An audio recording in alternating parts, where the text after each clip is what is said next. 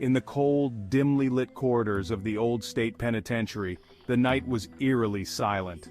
The only sounds were the distant echoes of dripping water and the occasional shuffle of a rat. It was the perfect night for an escape.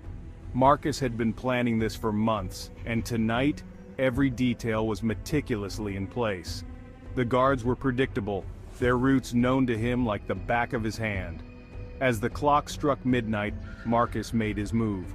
Slipping out of his cell with a stolen key, he navigated the labyrinthine hallways with ease, avoiding cameras and patrols.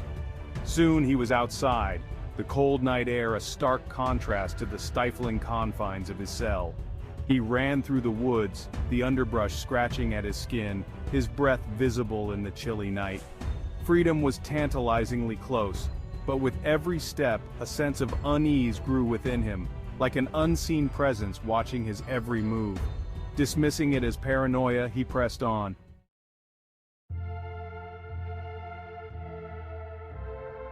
Marcus had a dark past, a violent man with a temper that flared like a wildfire. He had found himself on the wrong side of the law more times than he could count.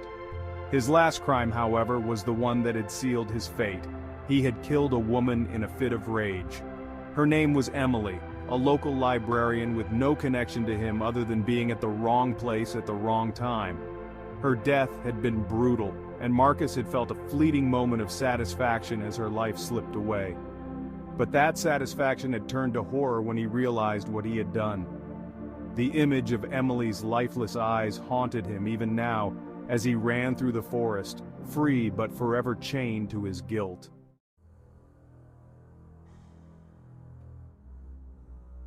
Hours passed as Marcus made his way deeper into the woods, aiming for the abandoned cabin he had prepared as his hideout.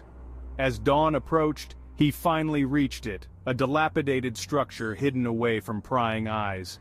Exhausted, he collapsed onto the rickety bed, sleep claiming him almost instantly. He awoke to a sound that chilled him to the bone, the creak of a floorboard. Sitting up, he strained his ears, the silence deafening. Then he saw her. Standing at the foot of his bed was Emily, her face pale, her eyes hollow and accusing. Her throat, a ragged mess of torn flesh, gaped open, a macabre reminder of his crime.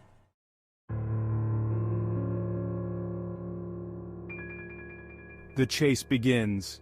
Marcus blinked, and she was gone. Heart pounding, he tried to convince himself it was a nightmare, a manifestation of his guilt. But the dread remained, an unshakable feeling that he was not alone. As night fell, he fortified the cabin, barring windows and doors, desperate to keep the ghost at bay. But Emily was relentless. Every night she appeared, her silent presence a constant torment. She never spoke, but her eyes conveyed everything: accusation, sorrow, hatred. Marcus knew she wanted revenge, but more than that, she wanted him to feel the terror she had felt in her final moments.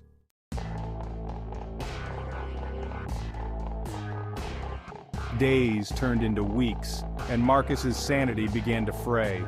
He barely slept, his nights consumed by the specter of Emily and his days by the fear of her return. He tried to leave the cabin to escape her haunting, but she followed him. No matter how far he ran, she was always there, a silent shadow.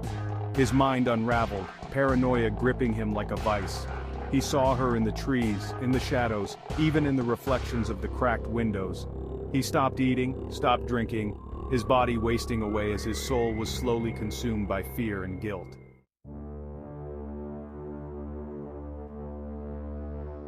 One night, as the full moon cast an eerie glow over the cabin, Marcus decided to end it. He couldn't take it anymore. Grabbing a knife, he waited for her, the blade glinting in the moonlight.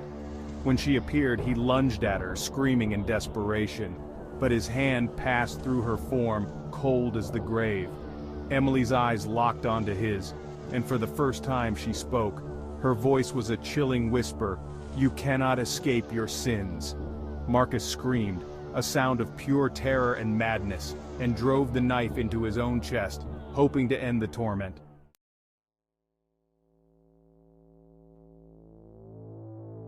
The cabin was silent once more, the only sound the rustling of leaves outside. Marcus lay on the floor, his life ebbing away. As darkness claimed him, Emily's form dissipated, her revenge complete.